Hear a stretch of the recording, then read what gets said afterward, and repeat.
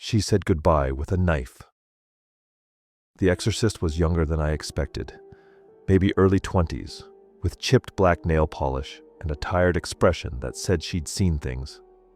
"Tell me about your history with the spirit," she said, glancing around my apartment like she already felt it watching.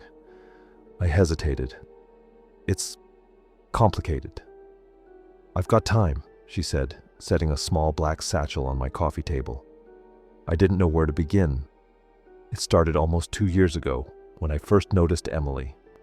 She worked at the design firm across from my office. Every Monday morning, she'd stop by the Starbucks downstairs for the same drink: iced oat milk, vanilla latte, no foam. It took me 13 months to bump into her, literally. I spilled her coffee, played the gentleman, bought her a new one. When she told me her order, I smiled and said, "Hey, that's my drink too." She laughed. We talked. I got her number. We went on a few dates. Everything went exactly how I planned it. Eventually, she moved in. It was perfect, until I ruined it.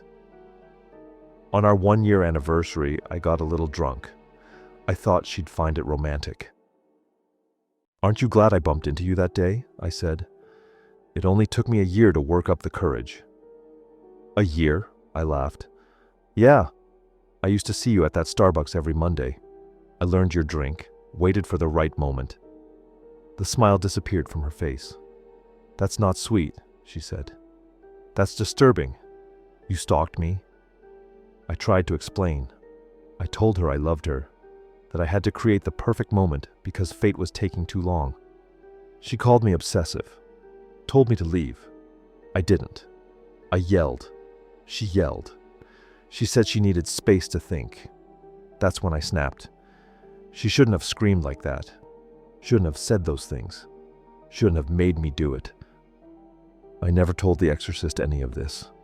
I said Emily was a tenant who passed away unexpectedly, car crash or something.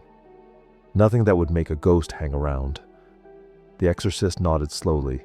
"Why don't you go make some tea or something? This won't take long." I busied myself in the kitchen. The kettle whistled. I poured a cup, added some honey, and just as I was settling into the couch, the exorcist returned. "Well?" I asked. "She agreed to go," she said, "but on one condition." I blinked. "What kind of condition?" The exorcist stared at me. Her voice dropped and she said, "Emily, I'm ready."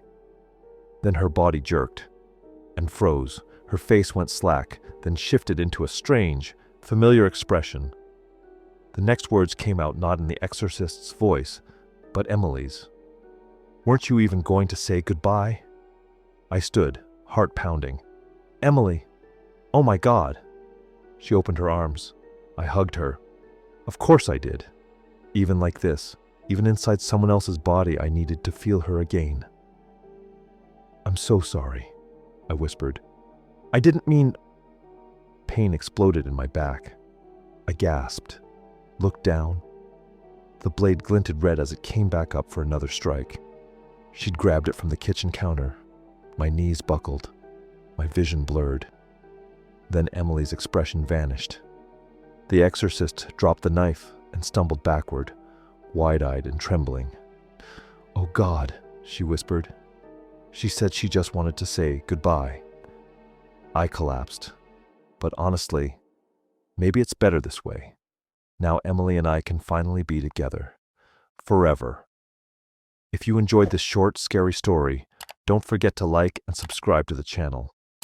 It helps the algorithm show you more stories like this. Until next time, sleep tight.